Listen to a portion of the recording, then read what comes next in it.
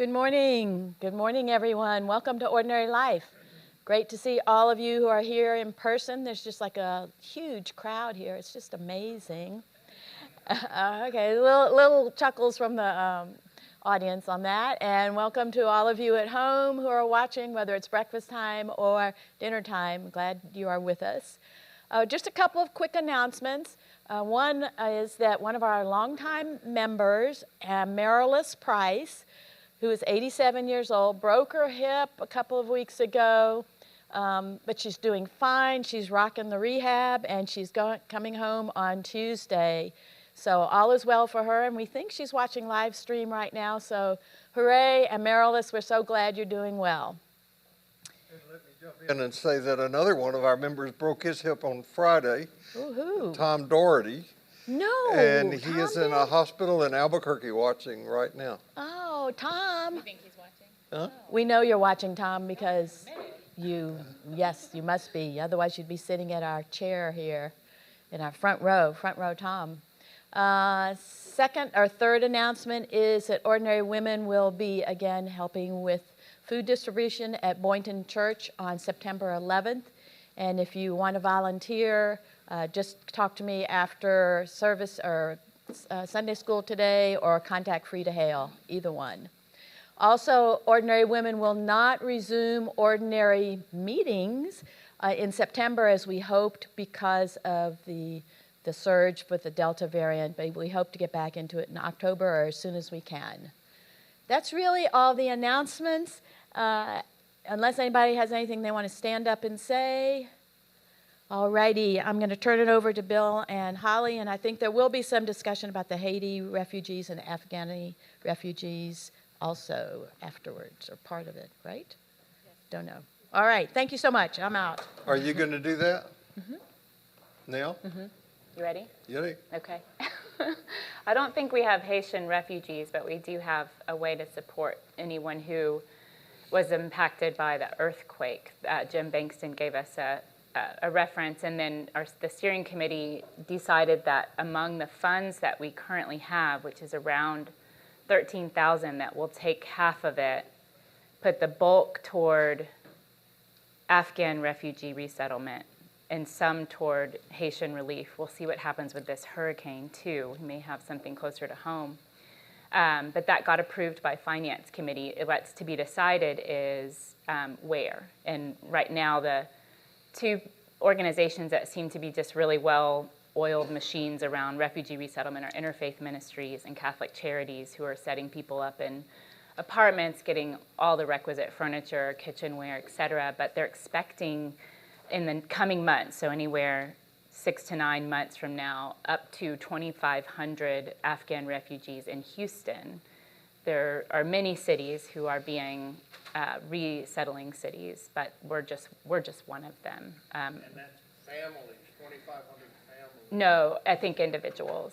That was verified in the Interfaith Ministries webinar that I was part of.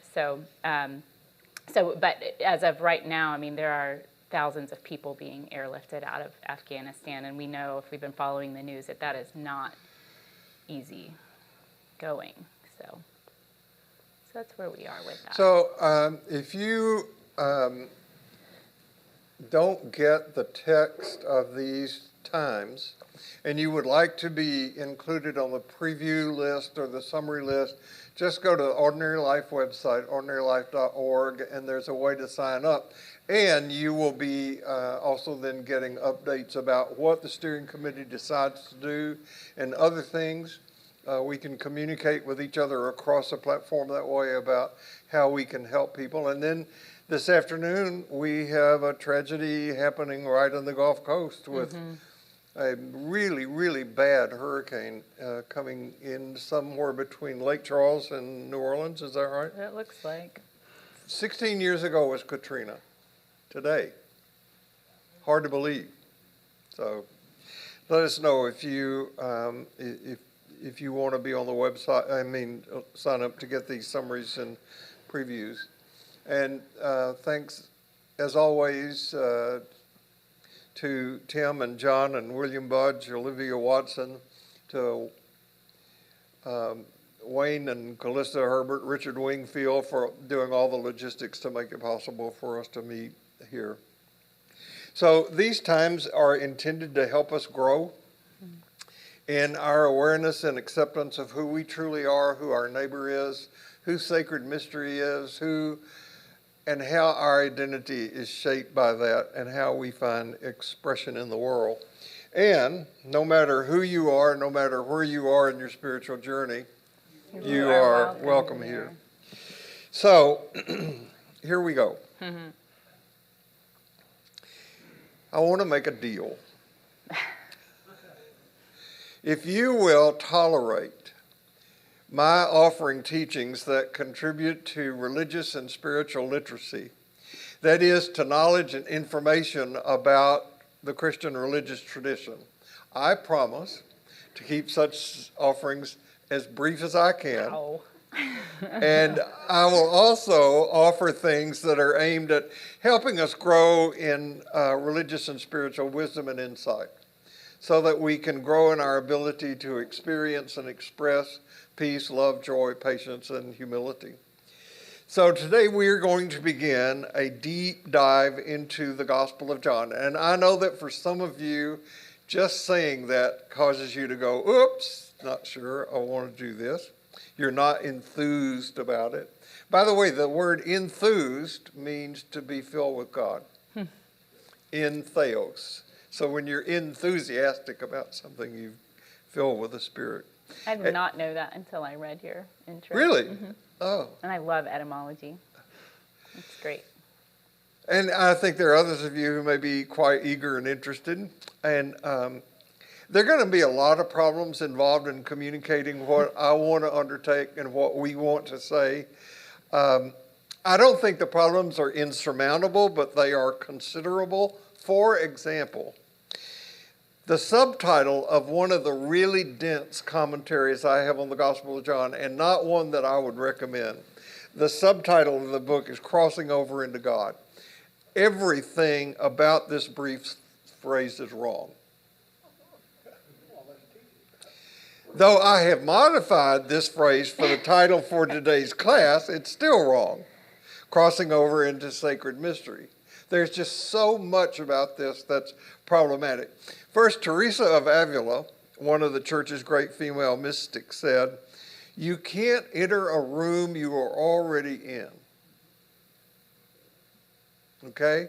So crossing over, although it's a great metaphor, one that John uses a lot in his gospel, other gospel narratives do too,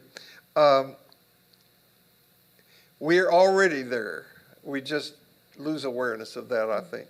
And the word God makes people think of some usually human-like being who's out there somewhere, separated from us.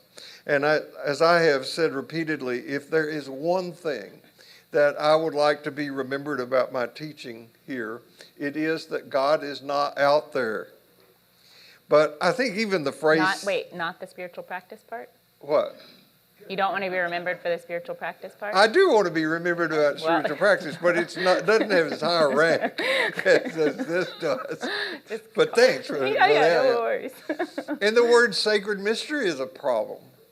Because the word sacred is a problem because one of my favorite poets, Wendell Berry, says, "All that is and all who are is sacred. We have just desecrated some things and some people."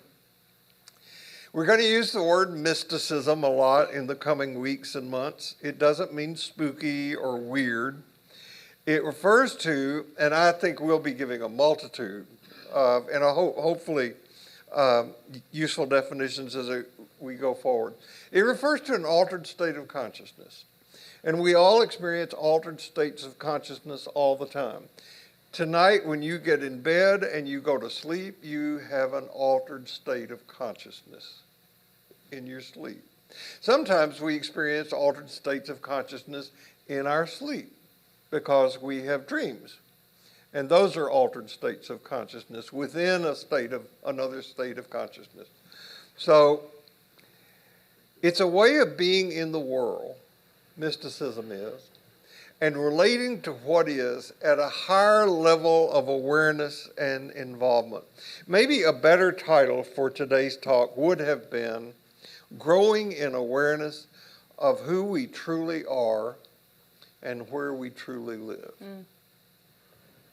Yeah. So when we were recording our podcast the other day, you mentioned someone I had never heard of, Evelyn Underhill, and I think you had a confession that you had only just read her or something, and I was like, well, I don't even know who she is. She's hard to read. This book that I downloaded is not. Okay. It's lovely. So naturally, I went to Googled her, downloaded a few of her books, and read her Wikipedia page. She's very impressive, you are right. You mentioned that 800-page book, which I just don't think I have time for. But I did download for free a little book called Practical Mysticism. She explicitly wrote this book, she says this in the introduction, for those who wish to understand mysticism without living a monastic life, or even being grounded in a particular religion. If I understand her correctly, she is wanting to make this mystical mindset accessible.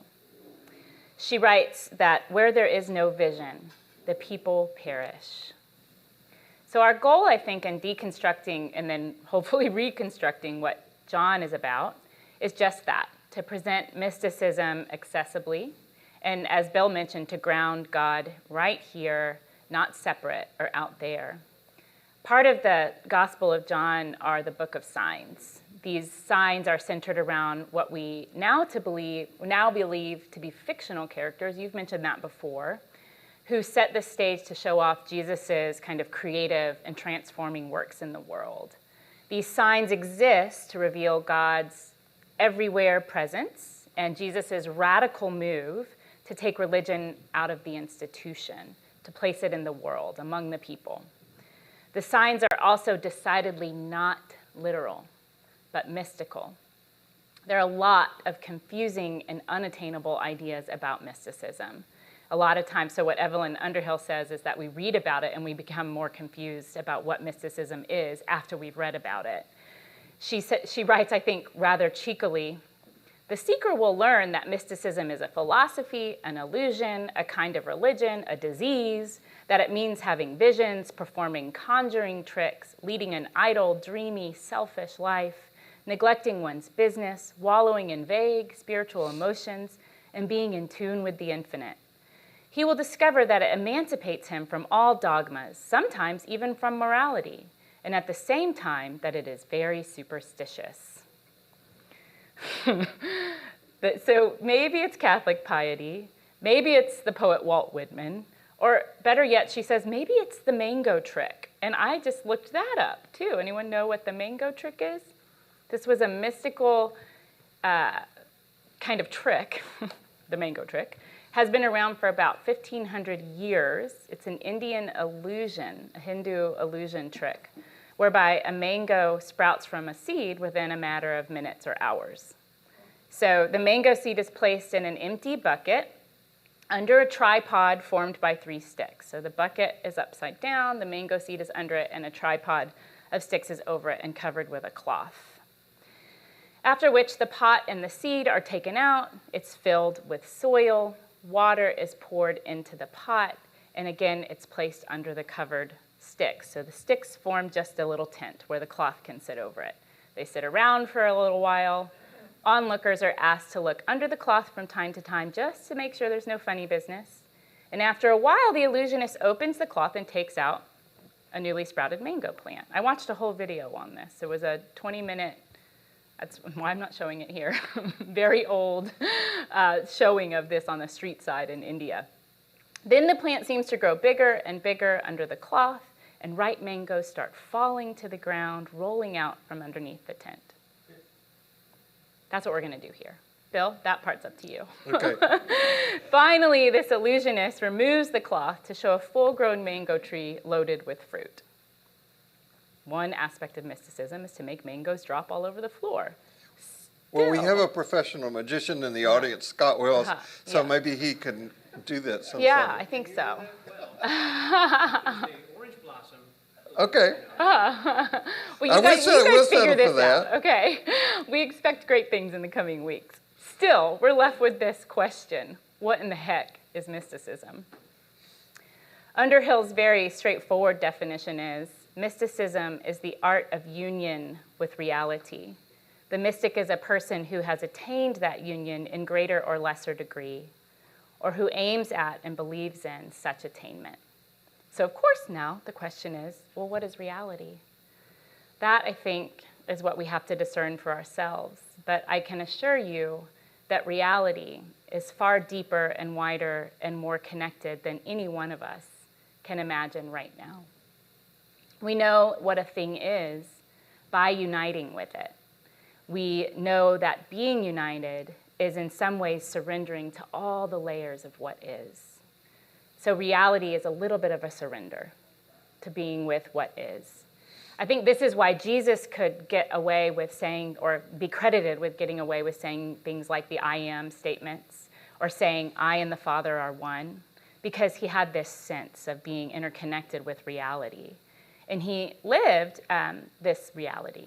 To borrow an illustration from Thich Nhat Hanh, so I have this sheet of paper, right? We've said this in here. The sheet of paper in my hand has a drawing on it done by my middle son. I can be in the moment with the paper and the drawing and appreciate that this drawing offers something for me by my son. But if I stop there, I will have missed the deeper layers of the reality in this paper. It is, I think, in two directions, an offering of love. So first, it was a seed, like the mango seed. It was nourished by water and wind and sun. And eventually, that tree was harvested. It was milled, packaged, and sold as a ream of paper, which ended up in my printer. Now, that tree used to breathe oxygen into the living. Now, this tree breathes creativity into my son's hands. And I can imagine this forward. What will his gifts provide in the future, right? So this piece of paper has a past, a whole entire history of being a tree, and has a future of what my son might offer the world as he grows up.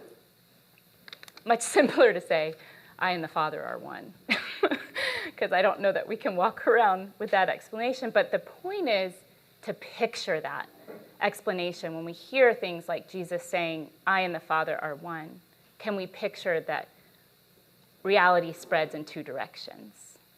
Maybe more, probably four, probably eight, probably infinite. So all of these befores and afters, all of the durings, reality is just so much more than what we have wrapped into these words. And mysticism is essentially seeking that deeper level of communion with life. We got that, right? So here's some religious literacy stuff. There are, as you know, there are four versions of the Jesus narrative that is accepted in Christian scripture: Matthew, Mark, Luke, and John. And we have this particular collection because in the year 180, Bishop Irenaeus of what was then called Gaul, now it's Lyon, France, faced the challenge of selecting only 4 gospels from the many that were available at the time.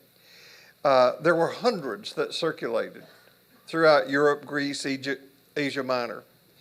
Why only 4?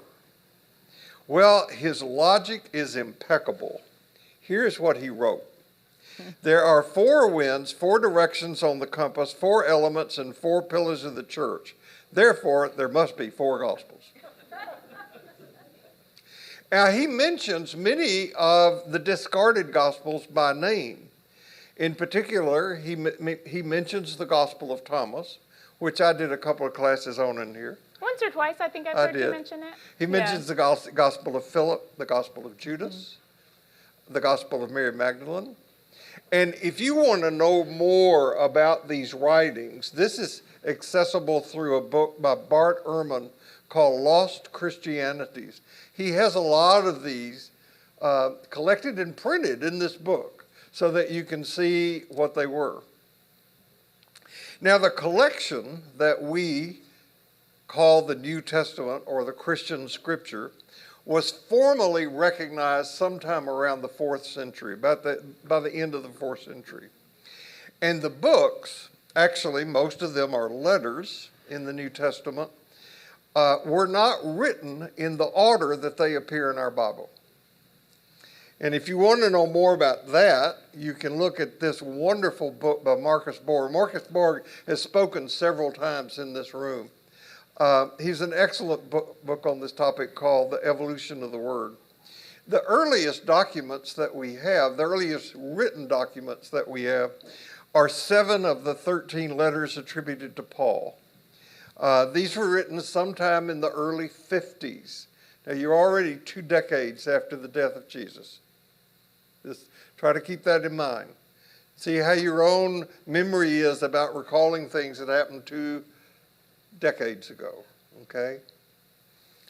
Now, if you read these letters, which were usually written either to solve problems or to answer questions raised by a community of Jesus followers that Paul started, you will find virtually nothing about Jesus in them. Mark, which was written around the year 70, so now we're 4 decades past the crucifixion, and Mark had a source. We don't know what it was, but Mark obviously had a source because so much of Mark is also in the Gospel of Thomas. And my conclusion is that the Gospel of Thomas was written before any of the others. Both Matthew and Luke used Mark extensively in creating their narratives. Now, the Gospel of John is very different from these first 3 Gospels. And yet, it has a language that has shaped our understanding and the significance of Jesus as Matthew, Mark, and Luke have not. So much of John is familiar to people, even people with little church-going experience. In John, Jesus is the Word of God made flesh. And this language is at the heart of the Christian doctrine of incarnation. The best known verse in all the Bible is from John 3:16. For God so loved the world that he gave his only son, that whoever believes in him may not perish but have eternal life. So well known is this verse that you don't even have to repeat it at a professional ball game. You just hold up a sign that says John 3:16, and that's it. I guess this is designed to convert people, to do something. The story of Jesus turning water into wine at the wedding feast in Cana, one of the first signs. It's the first sign that Holly mentioned, and we will get to. The story of Nicodemus visiting with Jesus, where he's told he must be born again. Now, some of you are going to have a little experience about this when you hear that the commentators who write about John say that these stories are fiction. All right? Now, I went to a Southern Baptist seminary, and this is what I was taught. Now, they wouldn't teach it now because the church has gone too far to the right. The Southern Baptist Church has gone too far to the right. But I can remember in a New Testament class, a professor getting 2 students up and having them read the parts of Jesus and Nicodemus from John 3. And the professor said, Nicodemus and Jesus in the story spent the evening with each other. It takes less than 3 minutes to read this dialogue. And besides, who reported it? Wow, I never thought that before. The Samaritan woman at the well, raising Lazarus from the dead. Doubting Thomas needing to see the wounds of Jesus. These are stories that most everybody has heard at least once. And they've made it into our popular lexicon. They're memorable, and they are found only in the Gospel of John. The I am statements that Holly mentioned, which some have used to make Christianity an exclusive religion. I'm the bread of life. I'm the light of the world. I'm the door. I'm the way, the truth, the life. All of these come from John. They're not found in the other Gospels. And many Christians have taken it for centuries that Jesus actually said these things. We'll see. Now, none of what I've just said is found in Matthew, Mark, or Luke. In those Gospels, Jesus tells a lot of parables. There is not a single parable in the Gospel of John. Rather, in John, Jesus gives speeches, long speeches. One of them is 5 chapters long. By the way, when these books were written, they weren't divided into chapter and verse. That came much, much later.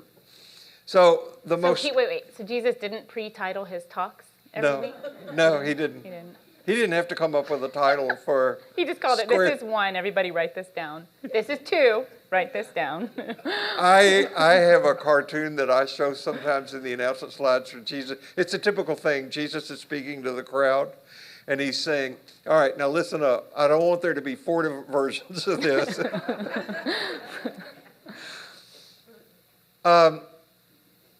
The most striking difference is that in the other 3 Gospels, Jesus' divine identity and status, they're not part of his teaching. In John, they are. Now, you've heard of the time when Jesus drove the money changers out of the temple, right? Everybody's heard that story. Matthew, Mark, and Luke, that is at the end of Jesus' life as the provocative event that led to his crucifixion. In John, it's one of the first things Jesus does. So what's going on here? The story of Jesus' final week is told very differently in John than in the other Gospels. They even differ on the day of Jesus' execution. So had the writer of John never heard of these other Gospels? Or is there something other going on? It's hard to believe that the writer or writers of John did not know the other narratives. After all, John was written sometime near the end of the 90s, the 10th century. Now you're 50 years past the crucifixion, past the death of Jesus. 50 years is a long time to get stories going and to create things. And there are a lot of theories about how Mark was written to harmonize with the Jewish liturgical calendar. Matthew and Luke were also, but they were expanded to cover the whole year. Mark covers 6 months. I don't think we'll be going into that. My point is that the Gospel of John is very different. And this difference was noticed as early as 200 by Clement of Alexander, who described it as a spiritual gospel. And he was not the first one to notice this. What people who have made this assessment have meant is that John's telling of the Jesus story is symbolic. It is a parable. That's why we did 3 parables leading up to this, to get us in the mindset to hear a parable, read a parable, and be able to deal with parable. Because the parable is not to be taken as either literal or factual. It doesn't mean it doesn't matter. To say that the parable of the Good Samaritan is a story that Jesus made up doesn't mean it's not important, that it doesn't convey a powerful truth. And I want you to keep that in mind as we begin to go through the Gospel of John. I was telling you earlier this week that the first religious book that kind of blew my mind was a reading of the parallel Gospels. So it's literally a book that has side by side, Matthew, Mark, Luke, and John, Matthew 1, Mark 1, Luke 1, John 1. So you read each one at the same time in columns. I'll show you in just a second. The words aren't altered or explained. Jesus' words aren't in red. It's just a very plain book of reading the gospel side by side. But somehow the visual of this, seeing them lined up like this, was deeply impactful to me. Usually we read them sequentially, right? Or we flip to it in the Bible, or however you do it. There would be, however, in this reading, huge gaps. And for me, I'm so visual. When I could see this, I understood, oh, these are not all the same. They're not all telling the same story here. Huge gaps in Matthew, Mark, and John, let's say, where Luke might be totally filled in. So Luke has the most elaborate birth story, for example, whereas it's totally absent in Mark and John. Seeing it outlined in this way really highlighted for me how each gospel is slightly different from the other. Here's another example. So this is, you can look up online, parallel gospel reading, and you can find this website. You can also find a book, but we have the Google, why not? But here's another example where John is the only gospel with a prologue, and that's what you see here. It's a rather lengthy prologue. The other three don't really have one. They're just not there. So you can see the difference just in text, and you can't even fit all of the John one on this screen, how different they are. So setting a prologue for John was setting this gospel within an entire Hebraic tradition, of kind of contextualizing it over the span of time. In the beginning was the Word. It's very much how Genesis starts. So John is setting it in this kind of great expanse of time. However strange this sounds, the visual of these parallel gospels and their stark differences confirmed for me that I absolutely could not take them literally. For me, I was in college, I was 21, it was my last class in college actually, and this professor was known to be kind of a butt kicker. Like he was intense, he threw it at you, but he changed my world, and that was liberating for me. For a classmate of mine, I remember her running out of the class crying. It was heartbreaking for her. Wait, so I shouldn't read, or maybe I need to learn a different way to read these. I never could quite fit into the neat box of kind of a literalist evangelical tradition. I'm way too much of a questioner and a why and a tell me more. So it was a little bit of a crisis in faith, even though it was also liberating. What could I believe if none of this was true? I started to read other stories and theologies. I was seeking some commonality between them. If there's so much in here, what else is in other texts that I can find wisdom in? There's some incredible creation stories out there. Among my favorites is the Kabbalist teaching about how our origins are in light, that we all emerge from the smattering of a star, and in each of our souls is a shard of that light, and the goal is to reconnect our light to heal the world. And the writers of John echo this in the preface, the first clue that they are of a mystical mindset.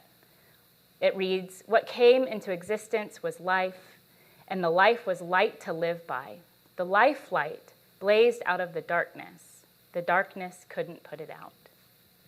A close second of my favorite creation stories is the Hopi story of Spider Woman. Has anyone heard of Spider Woman? She wove the world into existence, and she mixed her saliva with dirt and sang life into these little clay creatures that she created. And from that dirt, she created 4 shades of clay, representing 4 different races of human, and said, "Now go forth and protect the land." We haven't done such a great job with that either. So we are light, we are saliva, and dirt. This sounds about right. What I've learned in my studies as I've continued pursuing things like philosophy, cosmology, is just how important myth is to the human being. We are tethered by our stories. We have family stories that we tell. We have personal stories that we tell, and we have religious stories that we tell. I love to imagine being among the first humans who must have gazed like the stars must have been blinding with no light pollution, with no buildings, with no airplanes. And they gazed up at these stars, and they probably were like, where did they come from? Where did these blinky, shimmery jewels come from? Why can't I hold them? I can point at them, I can hold my hand like this, and they look like they could fill my hand, but I can't touch them. So what did they do? They start to make stories about them. They start to make origin stories, and they began to create rituals around those stories. The hunts and the birds and the seasonal changes all fit inside of the context of these stories that reflected the way that the first humans understood what we would call a very compact cosmology, right? We're not very different today. Yes, we have more knowledge, supposedly. Most of us can accept now that the earth is not flat and that the starry sky, I love this myth, is not a blanket with holes in it that's pulled over us by the sun chariot every night and removed every morning. Most of us can accept that that's not true, but it's a story about placing us in this grand cosmic experience. Our stories ground us to what's familiar. The problem, of course, is when we begin to think that our stories are the most true, the most important, and the most right.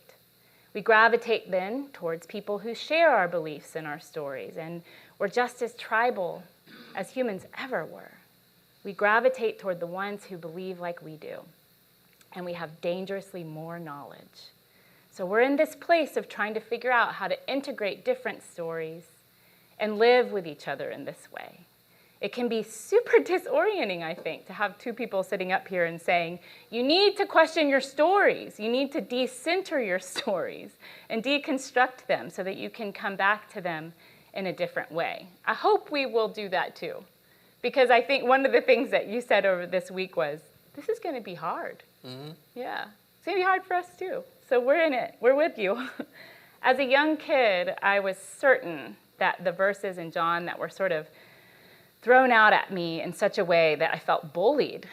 Whosoever believeth in him, I felt bullied by some of these verses as a kid because they were so intense. I wasn't yet ready or even able to understand the depth of their meaning. They felt dangerous to believe in. Can I commit to this? Can I put all of my thoughts and behaviors toward believing in what is being thrown at me? And it also felt dangerous not to believe in them, because that put me outside of my tribe, outside of the people who were teaching me, outside of the people who believed like me. And I think the thing that I've come to realize is that these verses, taken out of the context of a whole story of the cosmologies in which they are intended to be understood, they sound very all or nothing. So I think we're trying to stretch them out and find that gray area in between. On the one hand, John has been called the most explicitly evangelical book in the Bible, and many evangelicals write about it in this way. It backs up the belief of the evangelical. On the other hand, it has been called the most subversively mystical book in the Bible. So which is it? What is true?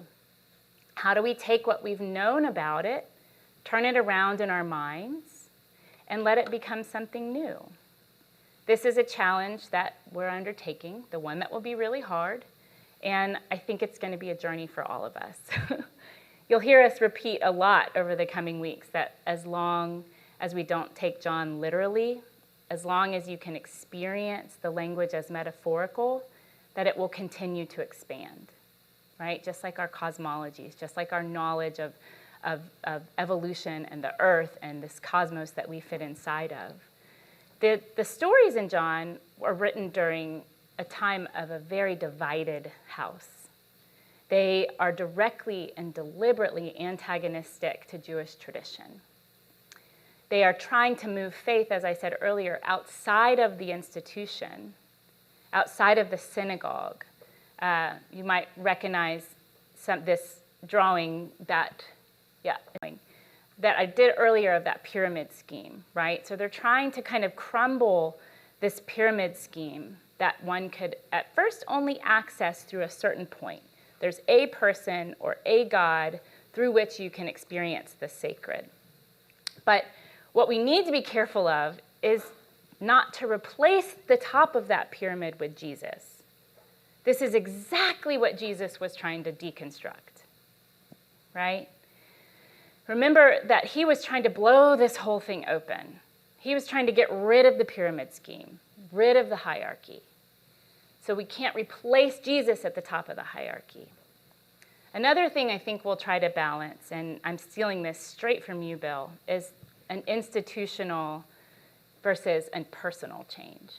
So there's institutional outward change, and then there's personal inward change. One of the authors that we turn to, Shelby Spong, we've mentioned his book, The Fourth Gospel. He's writing from the place of the institution. He's challenging the institution. And he's saying, look, what if we saw this in a new way? And he's trying to shed light on just how wrong we may have gotten Jesus along the way. And Sanford, on the other hand, who wrote Mystical Christianities, he's really trying to get us to examine our interior world, our inner selves.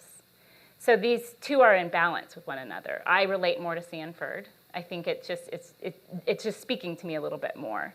But it occurs to me that the mystics, at least the ones that we're calling upon here, operate at both levels. They're operating within the institution and within the interior personal world. And they're trying to kind of change both at the same time. They do the inner work while they also build the transforming community, challenging both, traversing the interpersonal boundaries that usually divide us. This is what Jesus was all about, crossing boundaries. I don't think in a bad way, like, hey, let me just come sit in your lap. Maybe he did, I don't know. But these mystics are wayfinders, and they're whole makers. They're trying to create a whole picture of existence. And I think the invitation is, if we read John in this way, as a way toward whole making, it will reveal itself as a tool to help us become practical mystics. If we let, you said this last week, if we let Jesus into our hearts, we'll birth an entirely new mysticism in our own souls. With this, as Evelyn Underhill said, we can transform social worlds.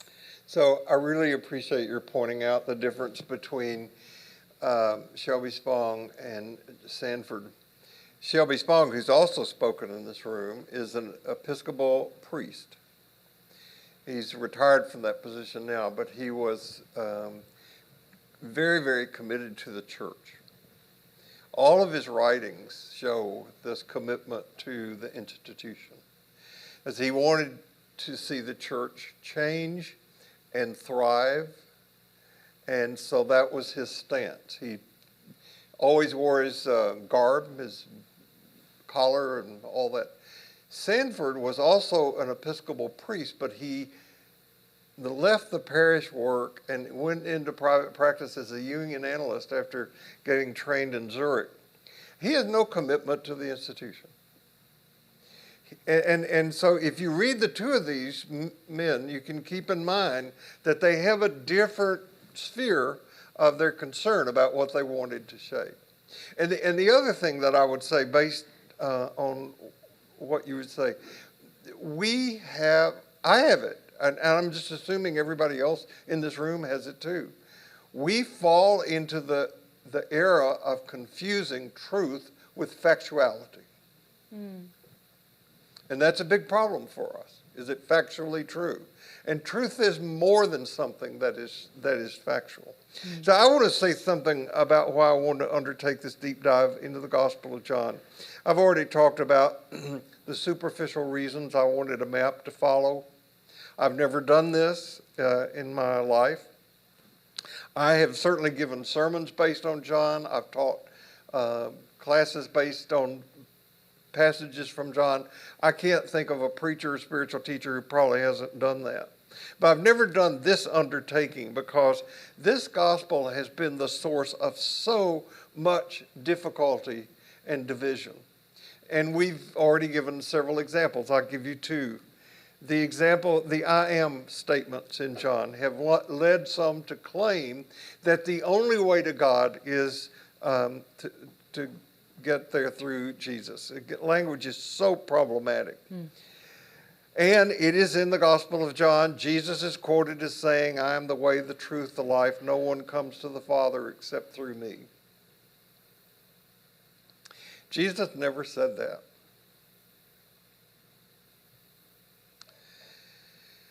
I know some people get irritated by my having just said that, but we're going to show that that's true. Jesus never said that. And second, John has been the source of anti-Semitism among so-called Christians.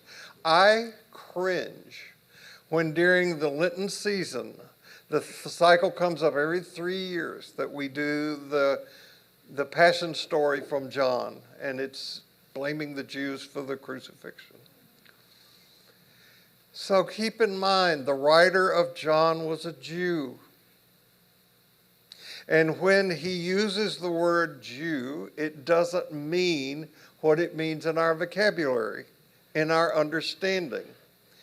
As Holly earlier said, he was writing out of a house divided. the vision and understanding of Jesus that John and the people in the John community had put them at odds with the Jewish synagogue, with the leaders of the synagogue. So when John talks about the Jews, he's a Jew talking about those people. And I personally think that learning about and sharing what we're learning is fun. I think it's energizing. I think it's fun. But I want to share with you a deeper reason. In a few days, I will be 84, and I'm closer to the end of my time here than when I first undertook to be a spiritual teacher. And all of these years, I have talked about what the mystics like Meister Eckhart and Thomas Merton, Teresa of Avila and St. Francis and others have said about their experience with the sacred. So, before I am no longer able to teach, I wanted to teach about knowing the sacred rather than knowing about the sacred. Those are different. Now, that may not be on your spiritual shopping list, but I want to know rather than knowing about. And what you're going to be exposed to, and you don't have to embrace it, is that what the core message of John is that if you want to have an experience of the sacred, or whatever other word you want to use, if this is what you want, you have to find and honor the sacred within you. That's the essence of John right there. And that way we can see the sacred that is beyond us. It is only the sacred within us who knows where and how to look for the sacred without. And when we honor and accept the sacred within ourselves, which is what Jesus did, we cannot help but see that sacred in everything and everyone else. This, I think, is what allows us to stop judging and to start loving without asking whether somebody is worthy of it or not. From my reading of Spong and of Sanford, what they've written about John, the breakthrough of this realization occurs at once, like that. And it deepens and takes on a greater conviction with the nourishment of a daily spiritual practice over time. It was coming. It was always It was coming. You knew it was coming. So the Gospel of John is a non-dual expression of things seen in their wholeness. And it is at the same time a call for us to see the wholeness in each other. Dualistic people live in a split and fragmented world. And that's the world that we are experiencing right now in our culture. Our culture is filled, at least if you listen to the loudest voices in the culture, with people who cannot accept that the sacred objectivity lives within them and within others. And this is precisely what's going on in the Christian denominations, who are saying that some people are simply not worthy of full inclusion in the church at all levels. That's exactly what's going on. Now, I personally believe that those who cannot accept or forgive certain parts of themselves project this lack of acceptance outward and place it on other people because of their race, education, economic status, sexual orientation, or whatever. The fragmented mind sees a fragmented world. So for these folks, what you see is what you get. So I want to seek something else. I want to seek the mind, heart, life, and living of a mystic. And I'm not idealizing any mystic of the past or present. We are all inconsistent creatures. The writer of John didn't live in or with our worldview, didn't live in or with our cosmology. They all had their biases of the period. And as we will show, the Gospel of John was written in a time of fragmentation, hating, excluding, diminishing as a way of life, but the Gospel of John was written as a path of healing through this. So John was written to and for people who were experiencing all of this, and offers another way, a way that offers immense sympathy and empathy and compassion in service to the world's healing. For God so loved the world, that all the world might come to know life and have it abundantly. John 10:10 is maybe my favorite verse in the whole Bible. I don't know all the ways that you experience yourself, but as you speak about wanting to know the sacred, and this needs to be said rather than know about it, there are so many people, and I wonder if you can appreciate that, who have known the sacred in this room because of what you know about. And, we show up here, and I know that's happened for me. So that needs to be said. So I hope you experience yourself the way we do. I do. Yeah. Okay, I love embarrassing you. As we frame this time that we're going to spend in John's gospel, a few things stand out to me. There's a lot of drama in John. There's the loose woman by the well. There's a visitor by night named Nicodemus. The dead come back to life. Hundreds are fed with a single loaf, right? A sea is calmed. All of these things happen in John. So God, sacred mystery, reality, is in all of these moments. I think that's the sort of collective consciousness of John. Sometimes it's dark and stormy. Sometimes it's more frightening than we can imagine. And this is probably how Afghanistan feels right now, more frightening than any of us in this room can imagine. Padre Gotuma, who I have just grown to love over time, he's a poet and a writer and a speaker. He writes, "We may prefer one story over the other, but they both happen over and over, again and again. While I am in the storm, someone else is on the hillside, and someone else is waiting in a boat, watching waves begin to form." All of these are happening at once, and all of them belong in the realm of the sacred. I want to end with a little story about two guys named Eyes and No Eyes. No Eyes walks out of his house and down the street. His existence is verified by his very efficient and comfortable movements. He does not wish to know what is going on either side of the hedge as he walks down the street. He ignores the wind until it begins to blow the hat off of his head. He trudges steadily, diligently, and he avoids the muddy pools, oblivious of the kaleidoscopic light that they reflect. Eyes, on the other hand, takes the same walk as No Eyes. For him, it is a constant revelation of beauty and wonder. He is drunk on the sunlight, delighted by the wind. The entire journey is a joy. The rich world gives up new secrets to him at every step and cries salutations to him from the hidden fields beyond the hedge. No Eyes, when told of Eyes' adventure, refuses to believe that they had gone along the same road. He judges that his companion must be floating about in the air, hallucinating and full of hot air.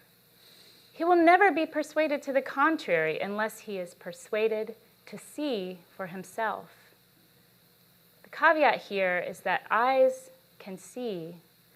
He sees both the beauty and he also sees the pain. No Eyes cannot see either. But come and see for yourself what John has to offer, what we have to offer about John. We'll do our best. And together we will learn to see sacred mystery. So you have heard me say in the past how the writings of Paul Tillich have shaped my life. There are some words of Tillich that I keep close at hand. He wrote, "The question is not that we have received any word from the Lord. The question is that it's been received and resisted and distorted. This is the predicament of all of us. Human existence is never without that which breaks vertically into it. We're never without a manifestation of that which is ultimately serious and infinitely meaningful. We're never without a word from the Lord, and we never cease resisting and distorting it, both when we have to hear it and when we have to say it." And Thich Nhat Hanh wrote, There's no phenomenon in the universe that does not intimately concern us, from a pebble resting at the bottom of the ocean to the movement of a galaxy millions of light years away. So God is not out there. However, having said that, having intimate communion with the sacred is not an easy discipline. So tempted to say something about a daily spiritual practice. Just let that fill in the space in between. All right, here's an apple. At least we've been led to see this as an apple. And to say that it is an apple. When we were working on this class for today and I showed the slide to Holly, I said, what kind of apple is it? Because I found out you're an apple lover. I love apples. And she got it right. It's a Fuji. Fuji. Now, you could probably start a fight with somebody if you said this is a banana. It's an apple, right? Wrong. It's a picture of an apple. And the picture of the apple does not give any of us the juicy, messy, satisfying taste of the apple itself. It just remains a picture. And this, I fear, is what religion and spirituality are for many people. We have a picture of the thing. We don't have the thing itself. And I know I quote Carl Jung a lot. One of my favorite lines of his is this: one of the main functions of organized religion is to protect people against the direct experience of God. Because Jung saw that organized religions are human creations most frequently operating in history together to maintain control over people. Concepts and ideas about things can be something that short circuits the experience of the transcendent. Now, you and I, we can look back at the Copernican revolution, for example, at the Darwinian, Freudian, and we can look down on people who had difficulty with a paradigm shift from a earth-centered to a sun-centered cosmos. But paradigm shifts are hard for all people. They're hard for us. They're hard all the time. I started today by quoting Teresa of Avila. You can't enter a room you're already in. And it is true that we're already in the heart of sacred mystery. But for most of us, that is not a journey or realization we have yet to make. Or if we have made it, we don't hold on to it for very long. Now, some spiritual teachers stress the importance of the journey and some stress the importance of the destination. I believe that the way of the journey and the destination are always interacting with each other.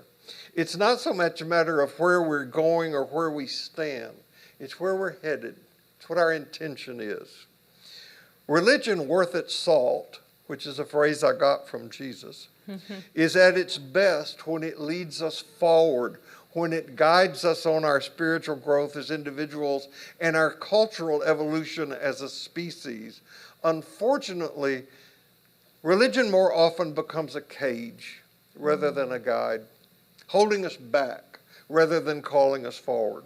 Now, I think I understand the regressive turn that our world is taking in both politics and religions right now. That doesn't make, my understanding of it doesn't make it any less tragic. What we all need now is a wise spiritual guidance for what is yet to be, and not a dose of nostalgia for the good old days. And though it's not the only place to find the guidance that I'm talking about, I believe what we can find, learn, and experience from John's understanding of Jesus can provide us with this guidance. Now, I do know the church's history of oppression, the Crusades, colonization, segregation, slavery, sexism, a ton of other abuses. But the Jesus movement also has a really rich tradition of changing courses. And John is one of those. Takes a turn to the right or to the left. Yeah, he parts right through the middle of the sea. Walks right through the ocean. So one of the lessons from John is that ongoing conversion and movement are necessities, not only for the beginning of one's faith, but every step along the way. And without this, we can be faithful neither to the sacred, to ourselves, to each other, or to the world around us. I got found by a poem this week by Desjardins that I had never read. Had you seen it? I had not. No. I want to close with it. He wrote, "We should like to skip the intermediate stages. We are impatient of being on the way to something unknown, something new.